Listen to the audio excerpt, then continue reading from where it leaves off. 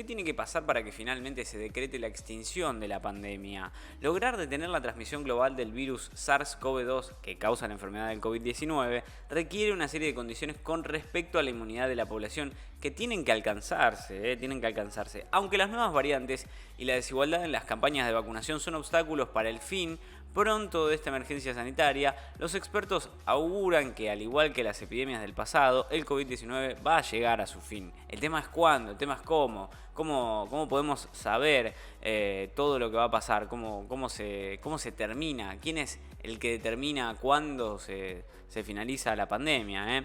Pero bueno, en distintos videos y guiones, la experta Ana María Roura habló sobre la situación de cómo se determina la pandemia, cómo se acaba la pandemia, cuándo se va a terminar la pandemia. Es algo que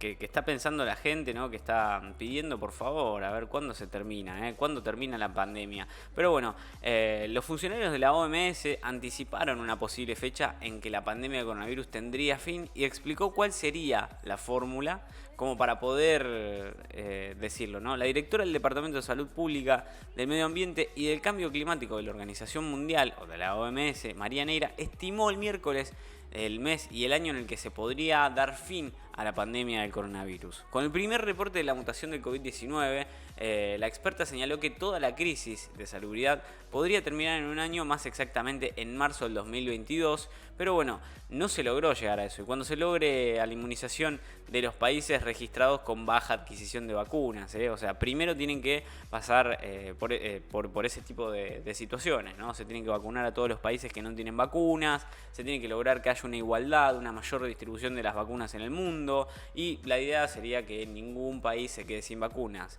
2 años es un periodo que se fijó y que seguramente es un tiempo razonable, según dijeron así los expertos. Si se ponen a vacunar a la velocidad que se tuvo hasta ahora, se podría ver incluso antes la salida de esta situación tremenda. Sin embargo, a pesar de la fecha estimada, la funcionaria de la OMS advirtió sobre la disponibilidad de los fármacos, que en algunos países sigue siendo preocupante. Si no hay mucha cobertura, lograr la meta del 2022 sería muy difícil, ya que hay que salir todos juntos, dijo Neira. Visión que fue compartida por el titular de la organización internacional, Tedros Adhanom Ghebreyesus, y lo que decía es que la impactante desigualdad en la distribución global de vacunas es una mancha en la conciencia colectiva, ¿no?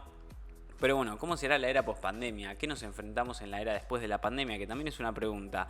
Lo que sí dijeron es que, además de que ahora no se trata de regresar a la normalidad como muchos lo calificaron, sino que resulta indispensable comprender un replanteo de muchas cosas y situaciones y también ser mejores seres humanos.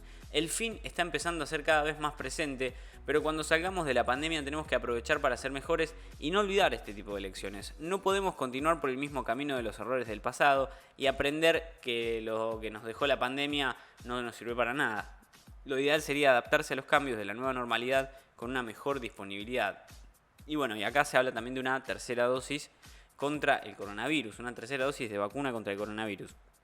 Finalmente, al ser consultada por la aplicación de una tercera dosis de la vacuna contra el coronavirus, Neira indicó que para la OMS es un tema que puede esperar hasta que la mayor parte de la población mundial esté inmunizada. O sea, primero hay que darle todas las dosis a la gente que no tiene ninguna.